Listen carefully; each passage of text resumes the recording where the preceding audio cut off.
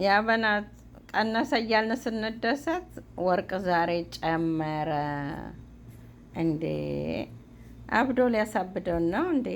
አረ እንደው ሰሞኑን ደግሞ ምን ጉር ነው ሲጨምር ቶቶሎ ቶቶሎ ሲቀንስ እንደዛው እንዴ! ወርቅ እኮ በደረጃ ነው እየጨመረ ሲሄድ የምናውቀው።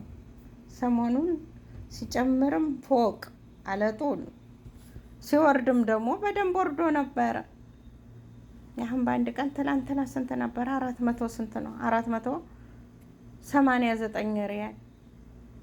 ዛሬ ስንት ነው? 518 ሪያል። እና ምን አድሬ ወላሂ አንዷ ዩቲዩብ ላይ ማለት ነው ለቅቄው ነበረ። እንኳን ጨመረ 40 ግራም ገዝቼ ነበር ለትርፍ ብዬ። ወርቅ ለትርፍ ብዙ ጊዜ ካላስቀመጣችሁት በአሁኑ ሰዓት አያተርፍም። ገንዘብ ይይዛል ግን አያተርፍም። ለምን? የደሪባ ስላለው። የደሪባ እንግዲህ አስቡት፣ የደሪባ ስላለው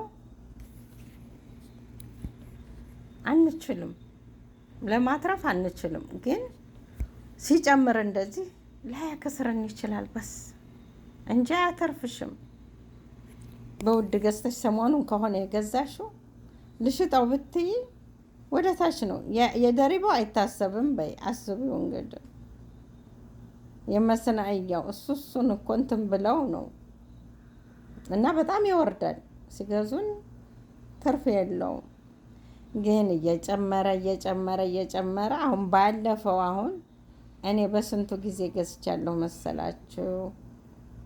በ450 ምናምን በነበረበት ሰዓት አሁን እኔ ልሽጠው ብል አያከስረኝም፣ ኪሳራ አያከስረኝም። እንትኑን እንኳ አይነቱን ይይዛል ማለት ነው። ይሄ ነው። አለዛ አሁን አንቺ ሰሞኑን ገዝተሽ ልሽጠው ብትይ አታተርፊም። ኪሳራ ነው እንጂ ይቀንስባችኋል። ከገዛችሁበት ቅናሽ ነው። እኔ ግን ባለፈው የዛሬ ስንት ወር ስለሆነ ባያተርፈኝ እንኳ አያከስረኝም። በቃ ዋናው ደግሞ ዋጋውን እንኳ ከያዘላችሁ፣ ገንዘባችሁን አይነቱን ከያዘ ጥሩ ነው። አሁን መግዛት እኔ እንጃ። አሁን እንደዚህ አሁን ትላንትና ቢገዛ ጥሩ ነበረ። ግን እንደዚህ እየጨመረ ሲሄድ በጣም ያስፈራል። ገዝቼ ለትርፍ ከሆነ የምገዛው ማለት ነው። በጣም ከባድ ነው።